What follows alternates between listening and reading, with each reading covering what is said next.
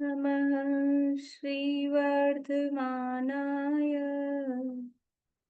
निर्धूत कलिलात्मने सालोकानां त्रिलोकानां यद्विद्यादर्पणाय ते यद्विद्यादर्पणाय ते सकल पाप मल प्रक्षालक श्रीवर्धमान को करुणमन लोकालोक प्रकाशित करने जिनकी विद्या है दर्पण जिनकी विद्या है दर्पण।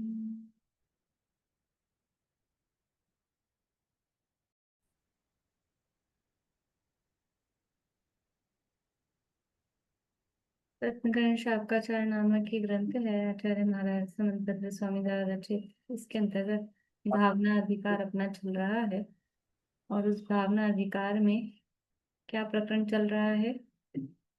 तप भावना। और उसमें ध्यान तपों का प्रकरण है। ध्यान तप में कौन से ध्यान की चर्चा चल रही है? धर्म ध्यान। और धर्म ध्यान में भी 4 प्रकार के धर्म ध्यान हो गए, आज्ञा, अपाय, विपाक और संस्थान विजय।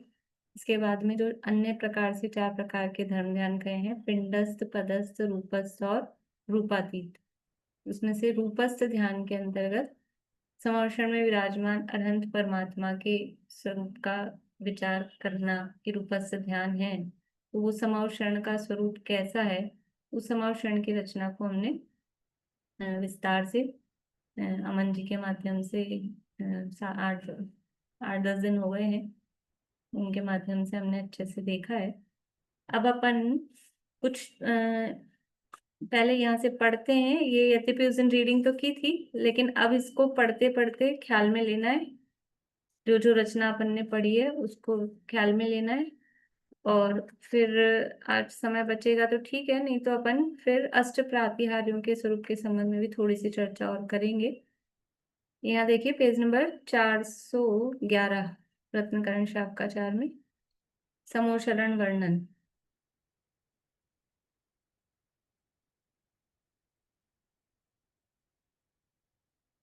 और आप लोगों को मतलब अभी तो मैं ओरल पूछूंगी एक आध दिन, और फिर अपन थोड़ा समय मिल जाएगा। अभी तो 10 लक्षण भी आ रहे हैं, सबको समय नहीं है, व्यस्तताएं रहेगी।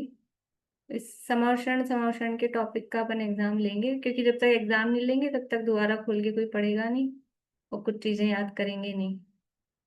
इसलिए एग्जाम के बहाने वो दोबारा खोल के थोड़ा पढ़ पाएंगे, थोड़ा कंपैरिजन कर पाएंगे क्या क्या कहाँ कहाँ क्या है। बोलिए। वो आपने लाभ के लिए होमवर्क दिया था ना, किसके लिए? समोसरण के लाभ का होमवर्क। हाँ वो पता है मुझे, पहले ये पढ़ लें, अभी अपना पूरा नहीं हुआ एक्चुअल में। वो तो उस दिन अगर समय रहता तो अमन जी के साथ अपन कर लेते, पर उस दिन समय नहीं रहा। करेंगे अपन। मैम 10 लक्षण जी में क्लासेस चलेगी क्या? क्या करना चाहिए? मंदिर में भी फिर प्रवचन होते हैं ना, फिर क्लास इधर भी रहता जिनके है। मंदिर में होते हैं वो मंदिर हाँ। जाएं जरूर, जहाँ बाहर से विद्वान वगैरह आते हैं तो वो जरूर मंदिर जाएं। और मुझे लगता है 50% लोग नहीं भी जाते होंगे, वो घर में ही रहते होंगे। तो अपन देख लेंगे, क्योंकि 10 लक्षण में अपन बंद करेंगे तो जो नहीं जाएंगे उनका तो बंद ही हो जाएगा। और जिनके मंदिर में चल रहा है वो जरूर मंदिर जाएं, वो वहीं जाके जो आए हैं विद्वान वगैरह उनका लाभ लें। फिर बाद में आगे पीछे कर लेंगे कवर, देख लेंगे। अब वो मटसार की और तत्वार सुख की क्लास की बात है, देख लेंगे एक आध दिन में कितनी स्ट्रेंथ आ रही है क्या है, उस हिसाब से अपन रख लेंगे फिर।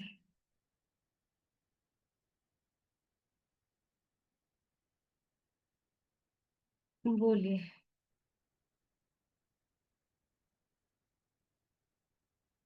मैम शाम वाली क्लास तो फिर मंदिर में प्रोग्राम होते हैं शाम को तो। हाँ, शाम का देखेंगे, वो सामयिक का भी समय रहता है। शाम का तो मोस्ट प्रोबेबली नहीं होती है, दिन के समय का है कि दिन में तो अपन रख लेंगे। और शाम को सामयिक का भी वही समय रहता है, तो शाम की तो मुश्किल रहेगी। दिन की क्लासेस का देख लेंगे जैसे भी हो।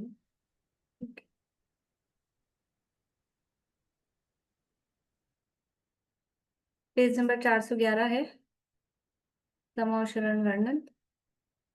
जो आप लोगों ने कुछ लिखा है, नोट्स बनाए हैं, उसको भी थोड़ा मिलाते जाएं, जो कुछ याद है उससे भी विचार मिलाते जाएं। कहाँ कुछ क्या सेम आ रहा है, अलग आ रहा है, कुछ अलग ऐसा। भगवान अनंत के धर्मोपदेश देने का जो सभा स्थान है वह समोशरण है। वह भूमि से 5,000 धनुष ऊंचा, आकाश में 20,000 सीढ़ियों सहित होता है। हरित नीलमणि में जिसकी भूमि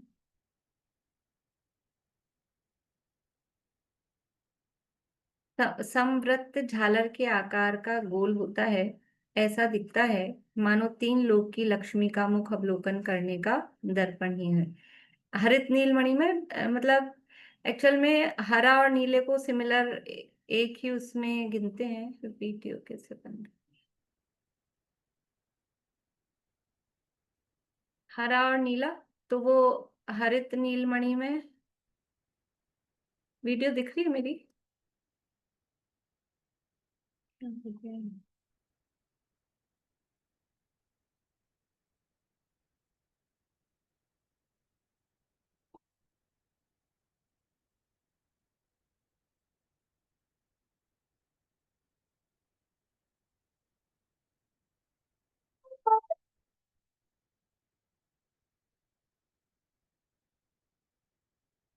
सुमन जी आप पढ़िए। हाँ चलिए, आ गया वीडियो, ठीक है।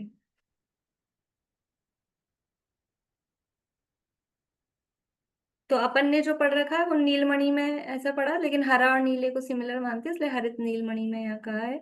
समवृत्त यानी गोलाकार, और झालर के आकार, तो झालर जैसे गोल होती है वैसा वो गोल है। झालर मतलब यहाँ गोलाकार बताने के लिए झालर को गोल बताया, क्योंकि गोल चीजें कई प्रकार की होती, गेंद भी गोल होती है। तो ऐसा नहीं, झालर का मतलब अपन झालर किसे समझते हैं, ऐसे कुछ लटक रही हो, झालर नहीं। मध्य लोक के लिए भी झल्लरी की उपमा दी जाती है, झल्लरी।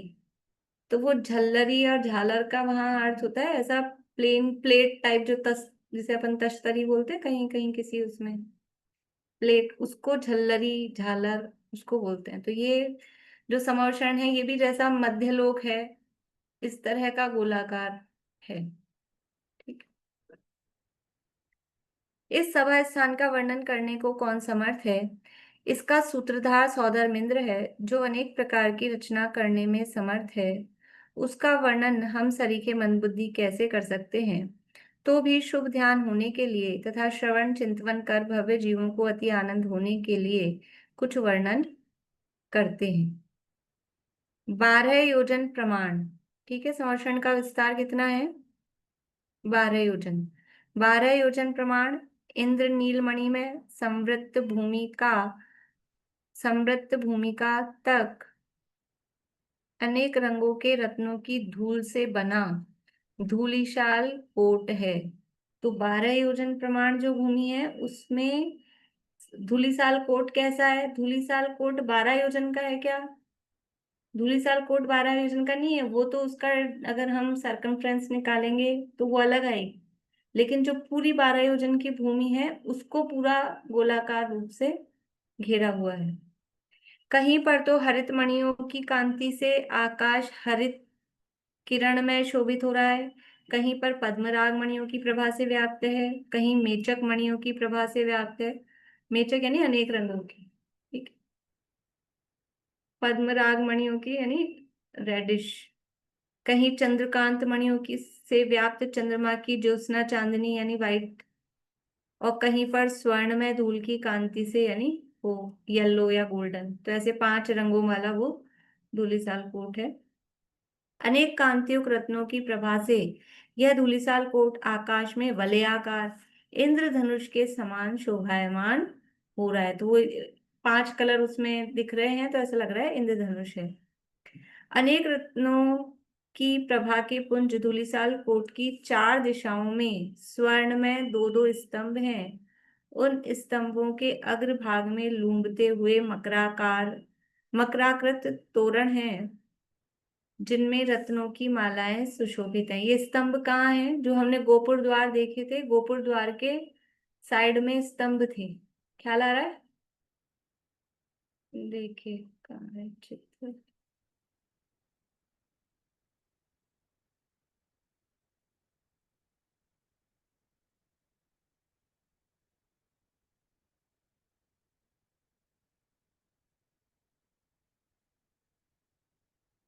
एक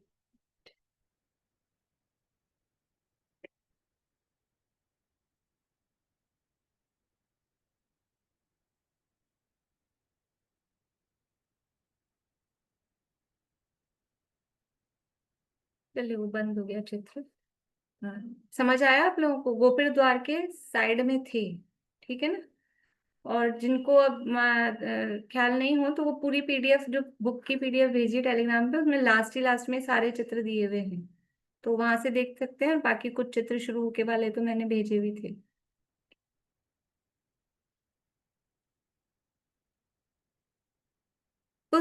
ये तोरण है। तोरण का मतलब है इस तरह के जो आकार वाला जो है वो तोरण है। उस धूलिसाल कोट के चारों तरफ भीतर प्रवेश करने के लिए 1 कोस चौड़ी महावीथी है।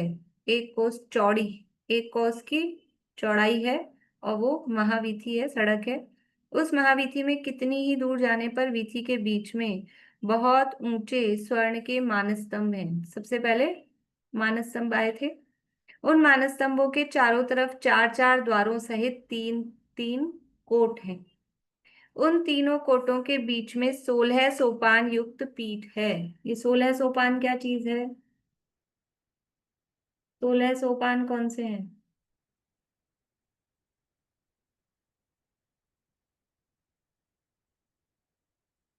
3-4 ही हाथ खड़े हो रहे हैं, मतलब बाकी लोगों को समझ में नहीं आया 16 सोपान कौन से हैं? कितने दिन से अपना 8-10 दिन तो अमन जी ने ले लिया, उसके पहले मैं ले ली थी। बोली पद्मा जी। सीढ़ियाँ। सीढ़ियाँ, लेकिन ठीक है, सोपान यानी सीढ़ियाँ, लेकिन कौन सी हैं, कहाँ पर है? वो वो उसके 8 तो नीचे हैं पहली पीठ पर, फिर 4 दूसरी पीठ पर, फिर 4 दूसरी पीठ बहुत पर। अच्छा, बहुत बढ़िया, बहुत अच्छा। 3 पीठ है ना, मानस स्तंभ की 3 पीठ है। तो 3 पीठ पे पहली पीठ में 4 सीढ़ियां हैं, और दूसरी नहीं, पहली पीठ में 8 सीढ़ियां हैं, फिर दूसरी पीठ पे 4 सीढ़ियां हैं, और तीसरी पीठ पे फिर से 4 सीढ़ियां हैं। तो इस तरह से ये 16 सोपान। देखिए,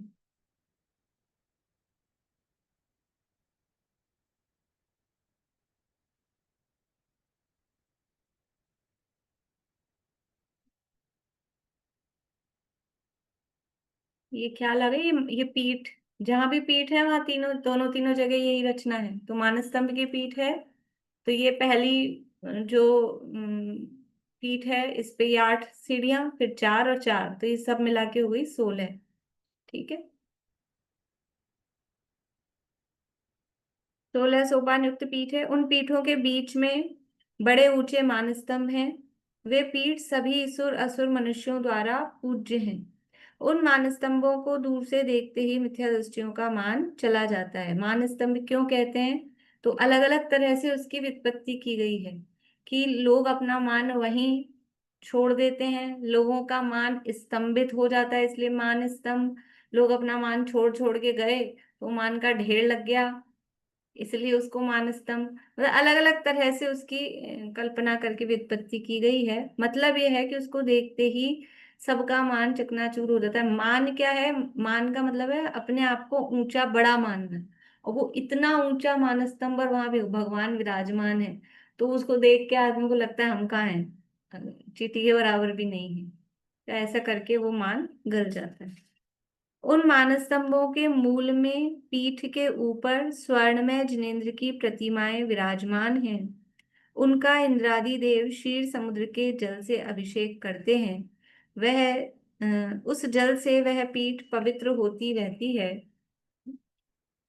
वहां अब यहाँ ये समझ लो, ये अभिषेक वाली बात यहाँ की, वहां अभिषेक करते हैं वो जो प्रतिमाएं हैं, तो उनका इंद्रादि अभिषेक करते हैं। वहां हमेशा ही देव मनुष्यों द्वारा किए नृत्यवादित्र जिनेन्द्र के मंगल रूप गान होते रहते हैं। पृथ्वी पर बीच में पीठ है, उसके ऊपर पीठों की 3 कटनी, उन 3 पीठों के ऊपर स्वर्ण में मानस्तंभ, उनके मस्तक के ऊपर 3 छत्र हैं। मिथ्या दृष्टियों के मान का स्तंभन करने से तथा त्रिलोकवर्ती सुर असुर मनुष्यों द्वारा मानने से, पूजने से इसका मानस्तंभ नाम सार्थक है। क्या है कि सब इनको मानते हैं। तो ये भी एक मतलब अलग नया अर्थ है कि सब इनको मानते हैं, पूजते हैं, इसलिए इसका नाम मानस्तंभ है। ठीक है? ये ना आप अपन पढ़ रहे हैं तो जो इम्पोर्टेंट होता है, जहां मैं ध्यान दिलाती हूँ उसको अंडरलाइन करते जाइएगा। फिर आप कहेंगे एग्जाम में तो इम्पोर्टेंट बता दो, इम्पोर्टेंट बता दो, फिर दोबारा से सारी मेहनत। तो पढ़ते समय ही उसको ध्यान से पढ़ें तो वो इम्पोर्टेंट अपने आप समझ में आ जाते हैं। इन मानस्तंभों के चारों तरफ 4-4 बावड़ी है। उन बावड़ियों में निर्मल जल भरा है। अनेक प्रकार के कमल खिल रहे हैं। स्फटिक मणि में उनके तट हैं। मानस्तंभ के चारों तरफ बावड़ियां हैं, बावड़ों में जल है, जल में वहां कमल खिल रहे हैं। अब ये कमल कौन से हैं? कि सब वो देवो पुनीत पृथ्वी का एक है। उन तटों पर अनेक प्रकार के पक्षियों के शब्द हो रहे हैं। उन पक्षियों के शब्दों से तथा भ्रमरों के गुंजन से ऐसा लगता है कि जैसे मानो वे जिनेन्द्र के गुणों का स्तवन ही कर रहे हैं। पूर्व दिशा के मानस्तंभ के चारों तरफ की 4 बावड़ियां, यानी हर दिशा में, एक दिशा में जो गोपुर द्वार है उसके सामने एक मानस्तंभ है। उस मानस्तंभ की हर दिशा में एक एक बावड़ी है। ठीक है ना? तो वो चारों तरफ 4 बावड़ियां हो गई। अब ये जो बावड़ी है, तो पूर्व दिशा के जो मानस्तंभ है, पूर्व दिशा का जो गोपुर द्वार है उसके मानस्तंभ की जो 4 बावड़ियां हैं उनका नाम नंदा, नंदोत्तरा, नंदवती और नंदकोशा। दक्षिण दिशा के मानस्तंभ की 4 बावड़ियों के नाम विजया, वैजयंती, जयंती, अपराजिता। पश्चिम दिशा के मानस्तंभ के चारों तरफ की 4 बावड़ियों के नाम अशोका, सुप्रसिद्धा, कुमुदा, पुंडरीका है। उत्तर दिशा के मानस्तंभ के चारों तरफ की 4 बावड़ियों के नाम नंदा, महानंदा, सुप्रबुद्धा, प्रभंकरी हैं। ये सभी नाम प्रदक्षिणा रूप क्रम से जानना। इस प्रकार 4 दिशाओं के 4 मानस्तंभों के चारों तरफ 16 बावड़ी हैं। एक एक बावड़ी के दोनों तटों के पास पैर धोने के लिए 2-2 कुंड हैं। चारों दिशाओं की 16 बावड़ियां, एक एक बावड़ी के लिए फिर 2-2 कुंड हैं पैर धोने के लिए, तो कुल मिला के 32 कुंड हो गए। कुंडों के जल से पैर धोकर मानस्तंभों की पूजा के लिए मनुष्य आदि जाते हैं। यानी उस दिन अपनी चर्चा हुई थी कि मंदिर जी में, यानी ये जो अपने जिन मंदिर हैं ये अकृत्रिम जिनालयों के अथवा समाव शरण के ही प्रतिरूप हैं, है ना? उन्हीं की समझ लो कॉपी करने की यहाँ कोशिश की गई है। वो सब देवोपुनीत रचना होती है तो उनकी जो सामग्री है और वो जो मटेरियल है वो उनका वैसा दिव्य होता है। पर हम भी यहाँ यथाशक्ति उच्च से उच्च उसको बनाने की प्रयास करते हैं, करना चाहिए। और जो जो यहाँ पर समझ लो, जो जो चीजें दिखती हैं या जो जो बनाया जा रहा है मंदिर जी में, वो सब उसी के आधार पे। तो मंदिर में दरवाजे पे पानी रखा रहता है, यहाँ कुंड बावड़ी वो तो नहीं है। पर इतना जरूर है कि जैसे वहां वो बावड़ियां वो प्रासुक होती हैं, वहां किसी भी प्रकार के जीव हिंसा आदि की संभावना नहीं है। तो हमारे भी मंदिरों में जो पैर धोने का, हाथ धोने का जो पानी है, तो वो सब क्या है कि बहुत आजकल हम सुविधा युक्त ऐसे हो गए हैं, तो भर के, यानी ऐसा तो व्यवस्था होती ही नहीं है कि प्रासुक पानी किसी टंकी में भर के रख दिया जाए और उसको काम में लिया जाए। वो तो है ही नहीं, डायरेक्ट कहीं से टंकी से कनेक्शन होता है। और कहीं कहीं ये थैली बांध देते हैं एक फॉर्मेलिटी की, वो बंधी रहती है महीनों तक, कहीं तो वो भी नहीं होती है।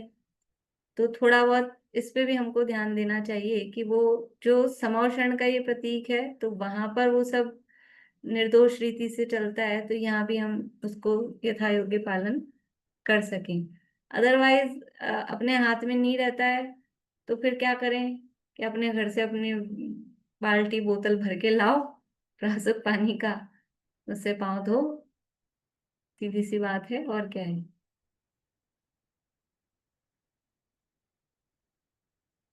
यहाँ से कुछ आगे जाने पर महावीथी के मार्ग को छोड़ देने के बाद चारों तरफ से घेरे हुए जल से भरी कमलों से व्याप्त खाई है। अब देखो समझ में आ रहा है आप लोगों को। वो मानस स्तंभ से आगे बढ़े, आगे जाने पर महावीथी के मार्ग को छोड़ देने के बाद, मतलब महावीथी पे आगे मत पढ़ो, तो फिर क्या करो, साइड में देखो, तो साइड में क्या आएगा। तो ये कह रहे हैं जल से भरी कमलों से व्याप्त खाई है। ये क्या चीज है खाई? ये खाई क्या है? बोलिए स्नेहलता जी, खाई क्या है? आवाज चालू तो करके बोलिए, अभी भी बंद ही है। जब वीथी से जा रहे थे तो नीचे उतर के एक कुंड था, और कुंड से उतर के सबने उसे पैर घुटनों तक पानी था, वही वो खाई तो है। हो गया, उसके आगे बढ़ गए, उसके आगे खाई है, कुंड के आगे बढ़ गए हैं, इसलिए ना यहाँ से आगे जाने पर। अच्छा। इसीलिए तो हमने रचना तो पढ़ ली, और फिर अब यहाँ रत्नगण शावकाचार में पढ़ेंगे तो पता ही नहीं चलेगा हमने जो रचना पढ़ी कुछ और ही है, यहाँ तो कुछ और ही है, क्योंकि यहाँ तो इकट्ठा दिए जा रहे हैं ना। तो हमको यहाँ अपने अपने ग्रंथ हैं सबके पास पर्सनल, तो यहाँ हेडिंग बनाने चाहिए, अभी कौन सा टॉपिक चल रहा है, फिर कौन सा टॉपिक आ गया, कौन सी भूमि चल रही है, कौन सी वेदी कोट चल रहा है, ये आना चाहिए। बोलिए चित्राज, इसलिए इसको पढ़ रहे हैं फिर से अपन। ये जैसे इसके चारों तरफ गड्ढा होता है, समोसरण के मुझे चारों दो, तरफ एक या दो शब्द में जवाब चाहिए। एक शब्द में। हाँ, आप सब क्या है कि समझदार बहुत हो गए, तो मुझे समझाने की कोशिश करते हैं, ये मुझे समझ नहीं आया। बोलिए नूतन जी। मैम ये खाती का भूमि तो नहीं है? बहुत बढ़िया। खाती का भूमि का दूसरा नाम बताया था ना, उसको खाई भी कहते हैं। तो ये सीधे कहाँ पर आ गए हैं? खाती का भूमि पर।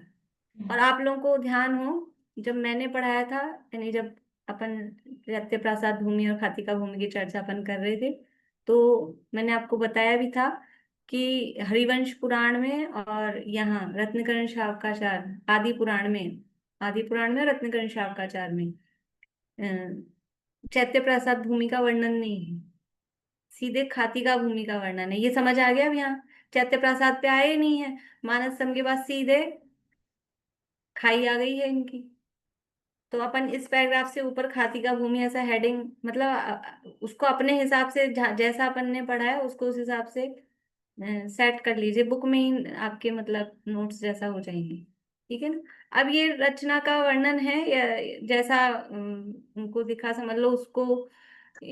मैंने ये भी बताया था आपको, क्योंकि वो पूरी दोनों मिला के एक योजन में आ रही थी ना, हाँ हाँ। तो वो चैत्य प्रासाद को इसमें गर्भित ही मान रहे, मतलब अलग से नाम नहीं दिया इन्होंने, ऐसा है। बोलिए विनीता आंटी। दीदी मैं ये कहना चाह रही हूँ कि एक तो कोट के धूलीसाल की चारों तरफ की सड़क है, उसको भी महावीथी कहते हैं। अभी इन्होंने महावीथी लिखा ना एक कोस की, पुलिस साल के चारों तरफ कहाँ अभी सड़क है? यही तो पढ़ के आए हम। इधर वाले पेज पे लिखा ना, उस धूलीसाल कोट के चारों तरफ भीतरी प्रवेश करने के लिए एक कोस चौड़ी, एक कोस चौड़ी महावीथी पुलिस कहा साल ना, कोट के चारों तरफ का मतलब है, बाहर का हिस्सा। चारों तरफ का मतलब बाहर नहीं है, चारों तरफ का मतलब है, इसको ऐसे लीजिए, धुलीसाल कोट के भीतर प्रवेश करने के लिए, मतलब ये थोड़ा क्या है, वो अनुवाद होता है ना ढूंढारी से, तो वो उसमें जैसे अपन ऐसे बोलो कि मेरे पास एक मोतियों की माला है, हाँ और सही, ये सही क्या है, मेरे पास मोतियों की एक माला है, हाँ, तो एक कहाँ लगना चाहिए? माला के साथ। हाँ, मेरे पास एक मोतियों की माला है, वास्तव में उसका अर्थ तो ये है कि उस माला में एक ही मोती है। नहीं तो ये ठीक है। वाक्य रचना का अंतर ऐसे, यहाँ पे वो कौन से शब्द थोड़े आगे पीछे देखिए इसको। पर मैं तो ये कहना चाह रही हूँ, उसे भी महावीथी कहते हैं, और जो मेन अंदर बाहर से अंदर जाते हैं उसको भी महावीथी कहते हैं। एक नहीं नहीं, योजन वाली, महावीथी केवल वही है, धूलीसाल एक कोट के चारों तरफ कुछ भी नहीं है रास्ता। तो वो जो रास्ता बीच का है वो एक योजन का, उसे बस महावीथी कहते वो ही है महावीथी। वो जो है हैं। सीढ़ियां चार दिशाओं में है, हाँ हाँ सीढ़ियां हाँ जहां हाँ गोपुर द्वार है ना हाँ एंट्रेंस जी, के, हाँ हाँ। वहीं पर सीढ़ियां हैं और जो, वहीं से वो महावीथी है। हाँ जहाँ नो बाकी गोपुर जगह कोट द्वार, बना हुआ है। ना जहाँ उस रास्ते में नो गोपुर द्वार है ना, वो वाला महावीथी हाँ बता रहे हैं। हाँ, वही महावीथी है। तो एक कोस चौड़ी महावीथी कौन सी, फिर एक यही कोस तो की है ना होगी। एक कोस चौड़ी, ये महावीथी। ये जो इस चित्र में अपन ने देखी ना। नहीं वैसे ही बता दो मुझे आप। हाँ ये मतलब अ, अब ये है ना, ये जैसे समझ लीजिए यहाँ से नीचे से चढ़ के ऊपर आए और हम्म, इसके बाद में बस ये है, ये महावीथी। तो ये यहाँ पे एक कोस चौड़ी है इस जगह। अंदर से कर्सर चारों दिख तरफ। रहा है आपको, यहाँ सबसे स्टार्टिंग में एक कोस चौड़ी है, फिर तो सकड़ी हो रही है।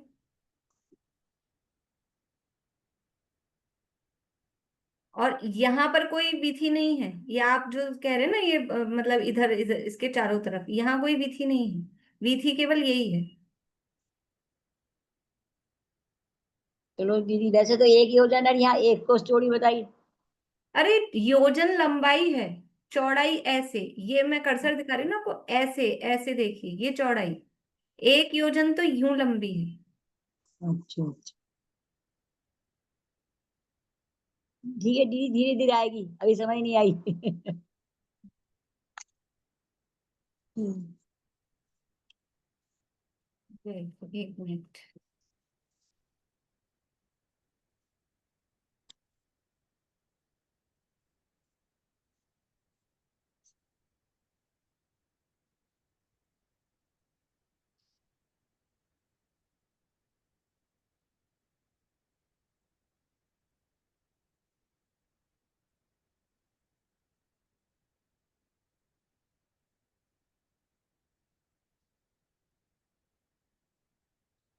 अपन ने कितनी लिखी है, लिखी थी ना वीथी की। वीथी की एक योजन है जी, 12 योजन वाले। चौड़ाई, चौड़ाई एक योजन लिखी है। विस्तार एक योजन है, विस्तार नाम से है ना। और पैड़ी का एक हाथ है, मतलब हर एक एक हाथ का पैड़ी कह दो उसको, आप क्या कहोगे। हाँ वो सीढ़ी। हाँ सीढ़ी, वो तो एक ही हाथ है। और वैसे एक योजन है, इसलिए रुकी थी मैं कि यहाँ एक ये जो लिखा एक है मिनट तो। देख लेते हैं।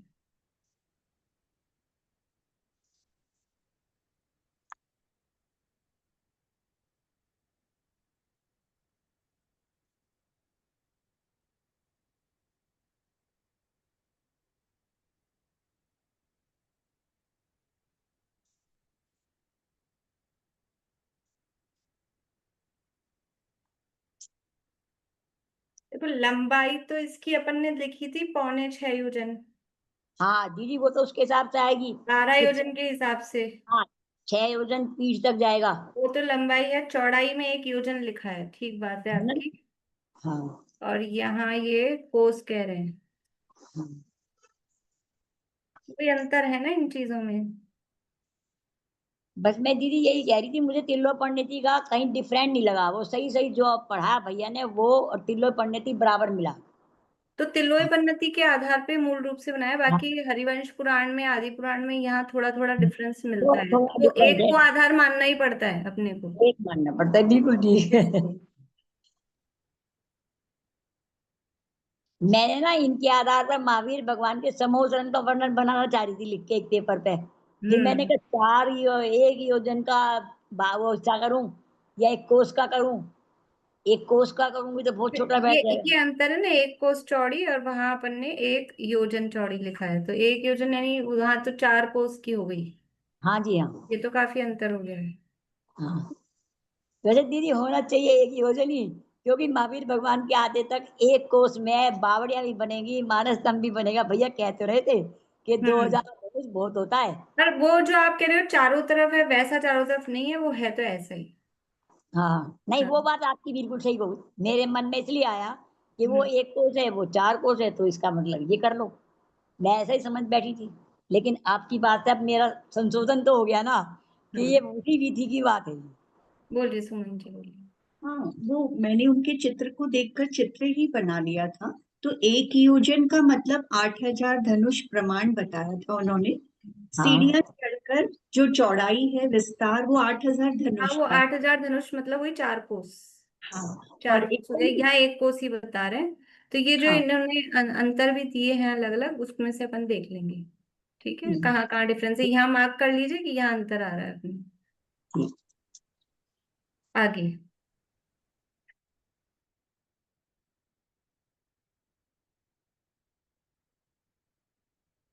यहाँ से कुछ आगे जाने पर महावीथी के मार्ग को छोड़ देने के बाद चारों तरफ से घेरे हुए जल से भरी कमलों से व्याप्त खाई है, जो ऐसी लगती है मानो प्रभु की सेवा के लिए गंगा नदी ही चारों ओर से आ गई है।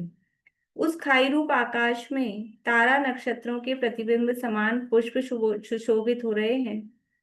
उस खाई के रत्नमय किनारों पर अनेक प्रकार के पक्षियों के समूह अनेक प्रकार के शब्दोच्चार कर रहे हैं। खाई में अद्भुत तरंगे उठ रही है, मतलब ये खाती का भूमि का वर्णन कर रहे हैं।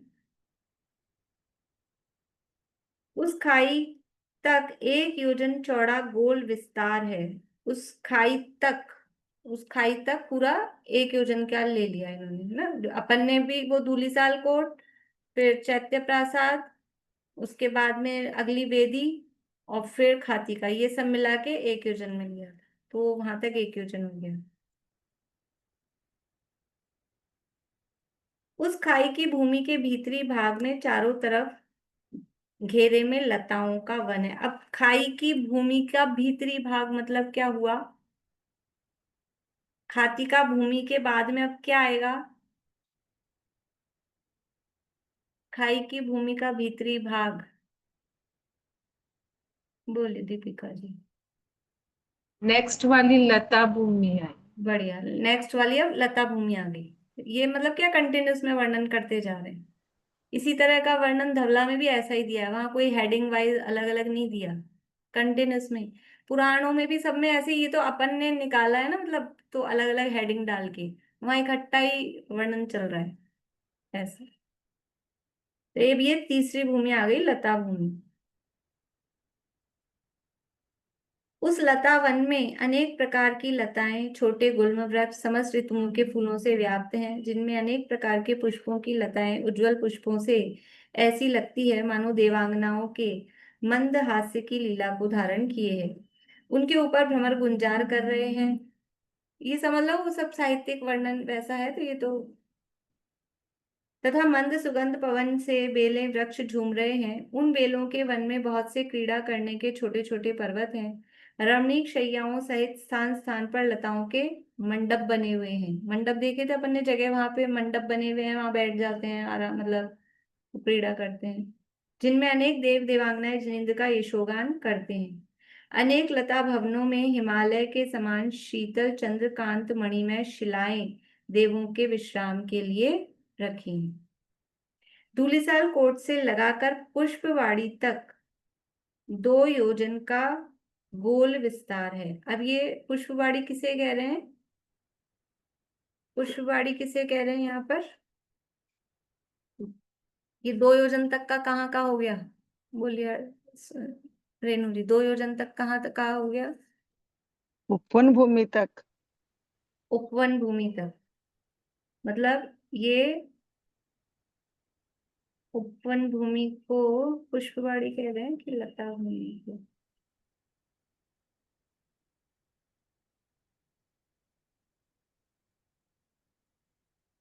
क्योंकि विस्तार ज्यादा हो गया ना यहाँ पे।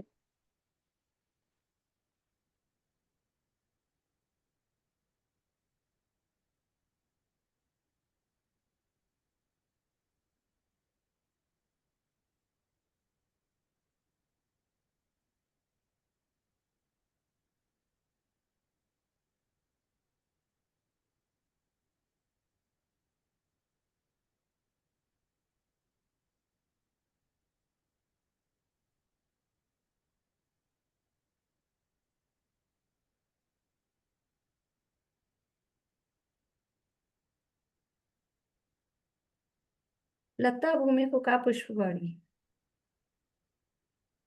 अभी लता भूमि ही कह रहे हैं, इसमें लता भूमि की चर्चा चल रही है ना।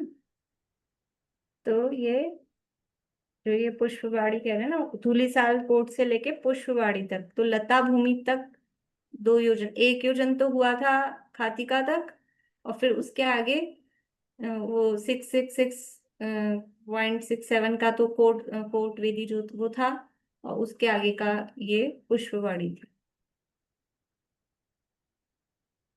यहाँ तक 2 योजन हो गया है। ये लता भूमि चैत्य प्रासाद भूमि से दुगने विस्तार वाली है। तो दूसरी वेदी और तीसरी भूमि ये सब मिला के 1 योजन, और 1 योजन पहले हो गया था खातिका तक, ऐसे मिला के टोटल 2 योजन हो गया। ठीक। तो ये लता भूमि का दूसरा नाम पुष्पवाड़ी है।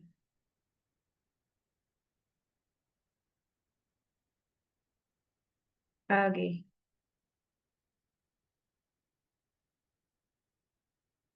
धूलिशाल कोट से मानस्तंभ तक एक एक 1 योजन तथा आगे खाई का विस्तार 1 योजन। धूलिसाल कोट से मानस्तंभ तक 1 योजन, धूलिसाल कोट से मानस्तंभ तक 1 योजन तथा आगे खाई का विस्तार 1 योजन। दोनों तरफ का 4 योजन क्षेत्र हुआ, यानी 2 योजन इधर हो गए और 2 योजन उस, मतलब ऐसे देखेंगे ना, समझ में आ रहा है? चित्र से बता देती हूँ, देखिए।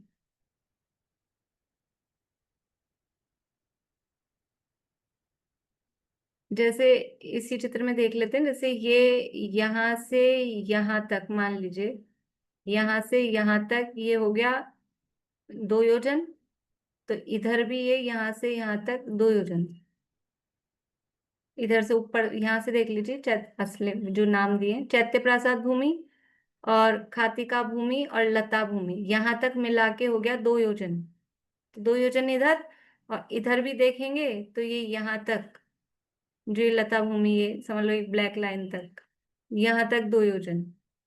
तो ऐसे मिला के ये 4 योजन बता रहे हैं। टोटल 12 योजन देखना है ना, तो 2 योजन इधर से, 2 योजन इधर से, ऐसे करके 4 योजन।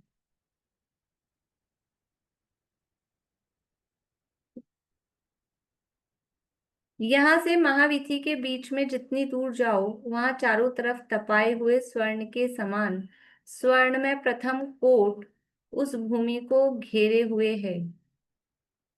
यह स्वर्ण में प्रथम कोट अनेक चित्र विचित्र रत्नों सहित है। अभी प्रथम कोट किसको कह रहे हैं? धूलिसाल कोट को प्रथम नहीं कह रहे, जिसे अपन सेकंड कहते हैं उसको ही प्रथम कोट कह रहे हैं। ठीक है ना, क्योंकि धूलिसाल कोट का तो हो गया पहले, आगे तो प्रथम कोट आएगा नहीं।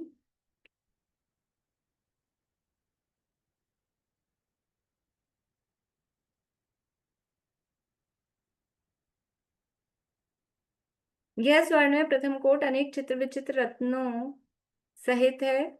कई हाथियों के जोड़े, कहीं सिंह व्याघ्रों के, कहीं मनुष्यों के, कहीं हंस मयूर सूया इत्यादि युगलों के रूप अनेक प्रकार के रत्नों के जड़ाव से व्याप्त हैं। कई रत्नमयी बेलों, पुष्प, पल्लव वृक्षों के सुंदर रूप बने हैं। ऊपर नीचे कंगूरों में मोतियों की तथा पंचवर्ण में रत्नों की मालाओं व झालरों का जाल व्याप्त है। उस कोट की अप्रमाण कांति से आकाश इंद्रधनुषी हो रहा है। उस स्वर्ण में प्रथम कोट की चारों दिशाओं में बहुत ऊंचे रूपा में उज्ज्वल 4 गोपुर अर्थात दरवाजे हैं। वे गोपुर विजयार्थ पर्वत के शिखर के समान ऊंचे, 3-3 खंड के ज्योति के पुंज मानो 3 लोक की लक्ष्मी पर हंस रहे हों। उन रूपामयी 3 खंडों के गोपुरों के ऊपर पद्म रागमणि में कांति से दिशाओं को तथा आकाश को छूते हुए ऊंचे शिखर आकाश में फैल रहे हैं। उन गोपुरों में गान करने वाले कई देव, जगत के गुरु जो जिनेंद्र देव, उनके गुण गा रहे हैं। कई जिनेंद्र के गुण श्रवण कर रहे हैं, कई जिनेंद्र के गुणों से भरे नृत्य कर रहे हैं। ये गोपुर द्वार का वर्णन कर रहे हैं अभी ये, ठीक है ना। मतलब कुछ अपन ने पहले पढ़ा है, यहाँ बाद में कर रहे हैं, कुछ बाद में वहां किया है ऐसा। एक एक दरवाजे पर 101 108 108 झारी कलश दर्पण ठोना चम्र चमर छत्र ध्वजा बीजना, ये रत्न में अष्ट मंगल द्रव्य शोभित हो रहे हैं। एक एक गोपुर पर रत्नों के आभरण की कांति से जिन्होंने आकाश व्याप्त कर दिया है, ऐसे 100 तोरण सजे हैं। ऐसा लगता है जैसे स्वभाव से ही अति कांति के धारक जिनेंद्र की देह में अपना स्थान नहीं जानकर वे आभरण गोपुरों के तोरण तोरण पर लटक रहे हैं।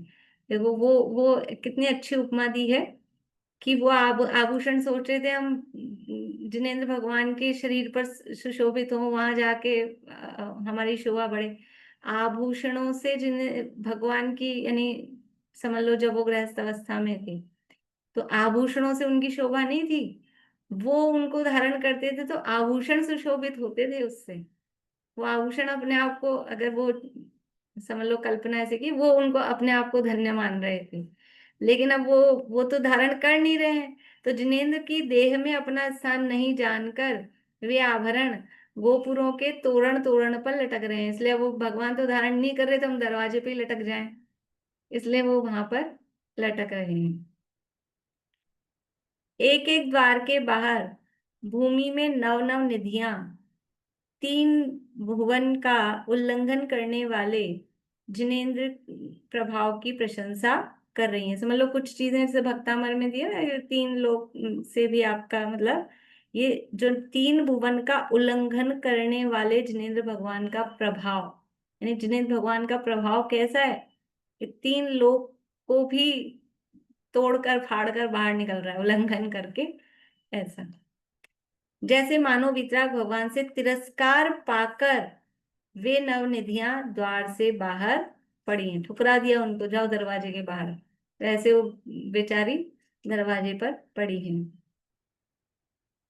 द्वार के भीतर जो 1 कोस चौड़ी महावीथी है, यहाँ पे भी 1 कोस चौड़ी लिखा है, उसके दोनों ओर नाट्यशालाएं हैं। इस प्रकार चारों दिशाओं के दरवाजों पर प्रत्येक पर 2-2 नाट्यशालाएं हैं। वे नाट्यशाला 3-3 खंड की ऐसी शोभित हो रही हैं मानो जीवों को रत्नत्रयात्मक मोक्ष मार्ग बताने के लिए तैयार हैं। उन नाट्यशालाओं की उज्जवल स्फटिक मणिमय दीवारें हैं, स्वर्ण में स्तंभ हैं, स्फटिक मणिमय भूमि फर्श है तथा अनेक रत्नमय शिखरों से आकाश को रोकती हुई शोभित हो रही है। और इसको कल करेंगे अपन कंटिन्यू, थोड़ा क्या अपना रिवीजन हो जाएगा, थोड़ा मिलान हो जाएगा। अकेले मैं आपको पढ़ने को दूंगी तो मुझे नहीं लगता कोई पढ़ेंगे, और रीडिंग तो उस दिन कर ही ली थी, लेकिन फिर भी पता नहीं किसको कितना कंपैरिजन कर पाए नहीं कर पाए। और इसमें ये जरूर है जो अपन ना मतलब वो था कि वर्तमान में हमारे जो जिन मंदिर है और समावशरण, तो हमारे जिन मंदिर में वो सब तो है जो जिनेंद्र भगवान की महिमा को बताने के लिए है, और वो सब नहीं है जो हमें अटकाने के लिए। अब नाट्यशालाएं नहीं है तो आप कहो समर्षण में नाट्यशालाएं होती तो यहाँ भी बनाओ, तो जो हमको क्योंकि पहले से पंचम काल है, जीव रागी अत्यधिक हैं और विषय कषाय में उलझे हुए हैं, तो केवल वो विषयों से विरक्त के लिए और जिनेंद्र की महिमा के लिए जो चाहिए वो सब मंदिरों में होता है। बाकी क्योंकि हमारे पास साधन स्थान वो सब सीमित होते हैं, इसलिए अन्य चीजें यहाँ पर नहीं होती हैं। शेष चर्चा कल करेंगे, अभी यहीं पे।